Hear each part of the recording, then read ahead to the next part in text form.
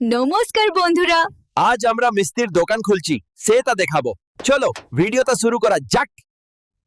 রসগোল্লা কত করে? 6 টাকা পিস। কটা নেবে বলো? কমলাভোগও 6 টাকা কেস। আমাকে 10টা রসগোল্লা আর 10টা কমলা ভোগ দাও। আচ্ছা, তাহলে 120 টাকা হলো তোমার। ঠিক আছে। গিন্নি, আমি একবার যাই পান্তুয়া বানানো হলো কিনা দেখিয়ে আসি, তুমি ততক্ষণ দোকান দেখো। ঠিক আছে। বাবা, কি সুন্দর রসগোল্লা, আমার প্রিয় মিষ্টি। একটা খেয়ে দেখি। আর একটা খেয়ে দেখি। ই বাবা, যা, একটা একটা করে খেয়ে সব শেষ হয়ে গেল তো। এবার কি হবে? এই ছোট বাটিটুকুই পড়ে আছে, আর কি করি এবার? কি গো গিন্নি, বেচাকেনা কেমন চলছে? সব রসগোল্লা কোথায় গেল গো দিন্নি? আমি জানি না। আমাকে জিজ্ঞেস করছো কেন?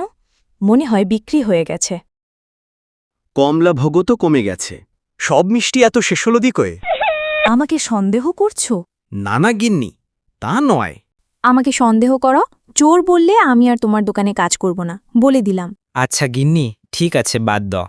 আবার পরদিন সকালে আজ অনেক লোকজন কর্মচারীও রেখেছি। এবার দেখি কি করে মিষ্টি চুরি হয়। চিপস বিস্কুটও আছে। গিন্নি, আমি বাথরুমে যাচ্ছি, তুমি একটু দোকানটা দেখো। অন্য কর্মচারীরাও টিফিন খেতে গেছে এখন। বাথরুম থেকে এসে আবার সব রসগোল্লা কোথায় গেল? আমি জানি না তো। তুমি জানো না তো কে জানে? আবার পরের দিন কেউ রোজই চুরি করে খেয়ে নেয়, আজ কিছু তো করতেই হবে। গিন্নি, আমি বাইরে গেলাম। আশেপাশে এখন কেউ নেই, কটা মিষ্টি খেয়ে কি মিষ্টি রসগোল্লা, বাবা গো!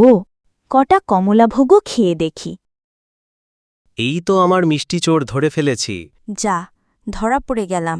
এবার কি হবে আমার? দেখলে তো বন্ধুরা, কেমন চর ধরলাম। আজ এই পর্যন্ত, পরে আবার অন্য ব্লগ দেখা হবে। টাটা।